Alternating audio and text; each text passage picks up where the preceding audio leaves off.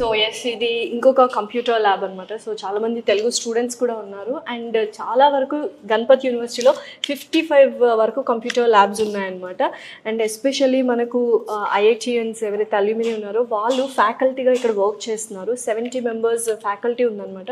అసలు ఏంటి, ఎందుకు ఇంత స్పెషాలిటీ గణపతి యూనివర్సిటీ, తెలుగు వాళ్ళందరూ ఎందుకు ఇక్కడికి వచ్చి చదువుకుంటున్నారంటే ఫస్ట్ క్యాంపస్ ఇన్ఫ్రాస్ట్రక్చర్ కావచ్చు, ఫ్యాకల్టీ కావచ్చు, ఫీ స్ట్రక్చర్ కావచ్చు, ఇది ఫుడ్, హాస్టల్, అకామిడేషన్, ఎవ్రీథింగ్ చాలా చాలా బాగుంది. సో నాకు తెలిసి ఈ అబ్బాయి తెలుగు అబ్బాయి అనుకుంటా. సో అవునా?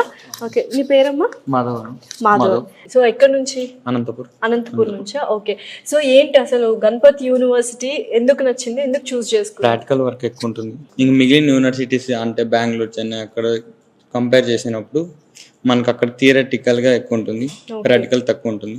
ల్యాబ్స్ వర్క్ అయినా కానీ అందుకోసం ఇది తీసుకున్నాం. ఓకే. సో ఫ్యాకల్టీ అంతా ఎలా ఉంది? ఫ్రెండ్లీగా ఉందా? డౌట్స్ అయితే క్లియర్ చేయడం? ఫ్యాకల్టీ ఫుల్ ఫ్రెండ్లీగా ఉంటుంది. మనకి ఎప్పుడు కావాలన్నా డౌట్స్ నైట్ అయినా రెస్పాన్స్ అయ్యేలా ఉన్నాం. ఎందుకంటే నైట్ అయినా రెస్పాన్స్ అవుతుంది. ఇక్కడే స్టాఫ్ క్వార్టర్స్ అన్ని ప్రతి ఒక్కటి ఇన్ క్యాంపస్ లోనే ఉన్నాయన్నమాట కదా.